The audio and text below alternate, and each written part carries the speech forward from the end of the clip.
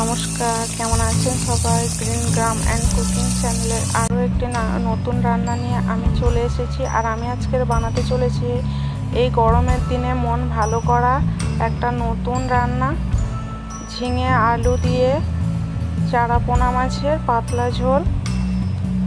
Please পুরো ভিডিওটা দেখার অনুরোধ রইল। তো দেখতেই পাচ্ছেন আমি এখানে ঝিঙেগুলো ভালো করে ছাড়িয়ে ধুয়ে নিয়ে এরকম ছোট ছোট করে পিস করে কেটে নিচ্ছি।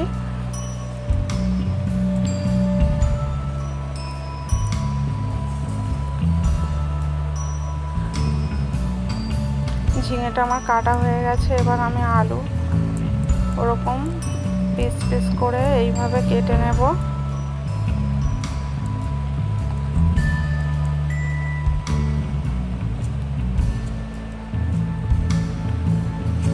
আলুগুলো ভালো করে এইভাবে ধুয়ে নেব। আর এখানে নিয়ে নিয়েছি একটা বড় সাইজের টমেটো। চলুন এবার রান্নায় যাওয়া যাক। এখানে আমি চারাপোনা মাছ নিয়ে নিয়েছি। মাছের মধ্যে দিয়ে দিলাম পরিমাণ মতো লবণ, পরিমাণ মতো হলুদ আর সামান্য পরিমাণে একটু লঙ্কার গুঁড়ো দিয়ে আমি মাছটাকে ভালো করে মাখিয়ে নেব।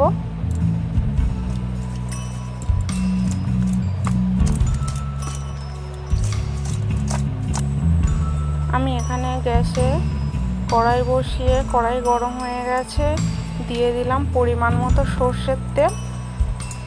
দিয়ে আমি এইবার মাছগুলো ভালোভাবে ভেজে নেব। আমি তেলটাকে এইভাবে কড়ার মধ্যে ভালো করে চারিদিকে ছড়িয়ে দিলাম। দিয়ে এবার তেলটা গরম তেলের মধ্যে আমি মাছগুলো একে একে ছেড়ে দেব। দিয়ে মাছগুলো ভালো করে লাল লাল করে ভেজে নেব।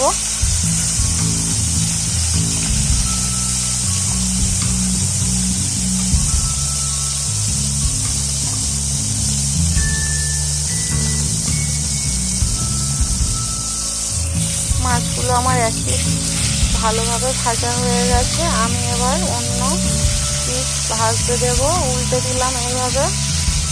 দিয়ে আরও কিছুক্ষণ ধরে মাছটা আরেক পিস ভেজে নেব।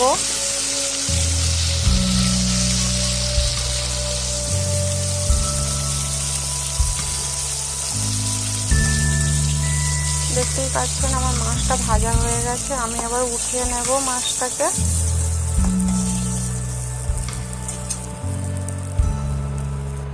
এইবার মাছ ভাজার তেলের মধ্যে আমি আরও একটু সামান্য পরিমাণে তেল দিয়ে দিয়েছি। আমি আজকে খুব কম তেল মশলায় আমি রান্নাটা করব, তাই আমি তেলের মধ্যে দিয়ে দিয়েছি 5 ফোড়ন।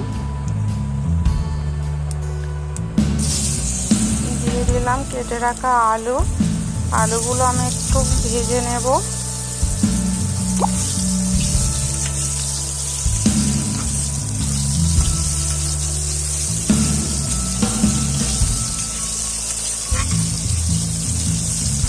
আপনারা এইভাবেই রান্নাটা যদি বাড়িতে করেন অবশ্যই ভালো লাগবে। আর আমি যে পদ্ধতিতে করছি সেইভাবেই করার চেষ্টা করবেন। দিয়ে দিলাম টমেটো। দিয়ে আবারও আলুর সঙ্গে ভালো করে কষিয়ে নেব।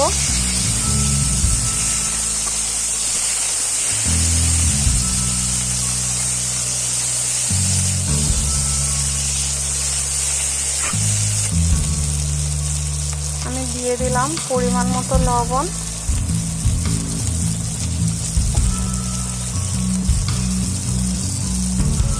লবণটা দিয়ে আরও এইভাবে 2 থেকে 3 মিনিট ভালোভাবে নেড়ে নিতে হবে।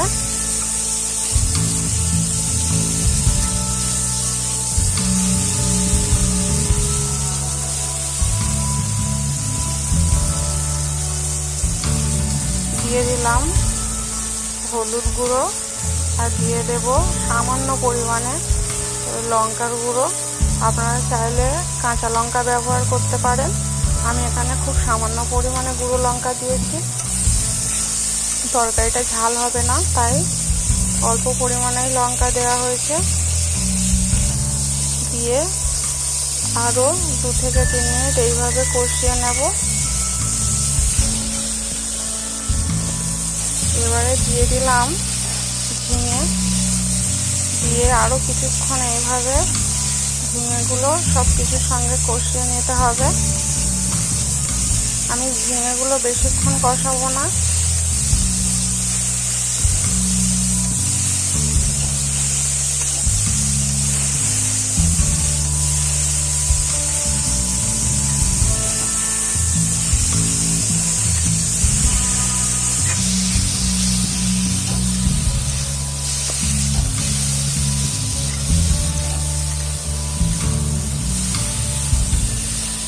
দেখুন আমার ঝিঙেটা কষানো হয়ে গেছে তরকারির সঙ্গে। এবার আমি পরিমাণ মতো জল দিয়ে দিলাম। জলটা আমি একটু বেশি পরিমাণে দিলাম, কারণ তরকারিটা একটু পাতলা ঝোল হবে। আমি এখানে যেহেতু পাতলা ঝোল বানাচ্ছি, তাই জলের পরিমাণটা একটু বেশি দিলাম। আপনারা চাইলে কম করে দিতে পারেন। এবার আমি একটা ঢাকা চাপা দিয়ে কিছুক্ষণ হতে দেব এইভাবে। দেখুন আমার তরকারিটা ফুটে উঠেছে। এবার আমি চারিদিক দিয়ে ভালো করে নাড়িয়ে দেব।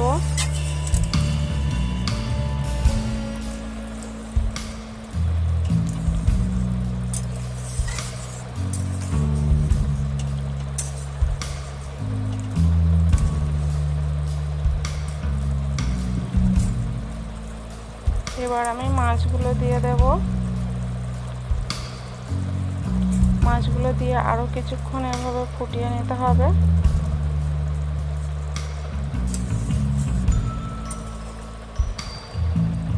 দিয়ে আমি আবারও ঢাকা দিয়ে হতে দেব। যারা যারা নতুন আছেন আমার চ্যানেলে, প্লিজ আমার চ্যানেলটিকে সাবস্ক্রাইব করুন আর পাশে থাকা বেল বাটনটিকে অল করে রাখুন, যাতে নতুন নতুন রেসিপি আপনাদের কাছে পৌঁছে যায়। আমি ঢাকা চাপা খুলে এবার দিয়ে দেব জিরে বাটা, দিয়ে আবারও কিছুক্ষণ ফুটিয়ে নেব।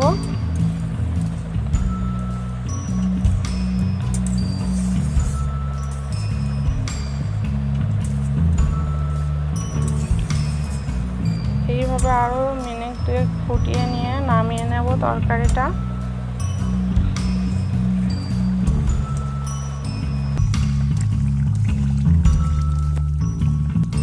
নমস্কার, কেমন আছেন সবাই? গ্রিন গ্রাম অ্যান্ড কুকিং চ্যানেলের আরও একটি নতুন রান্না নিয়ে আমি চলে এসেছি। আর আমি আজকের বানাতে চলেছি এই গরমের দিনে মন ভালো করা একটা নতুন রান্না, ঝিঙে আলু দিয়ে চারা পোনা মাছের পাতলা ঝোল।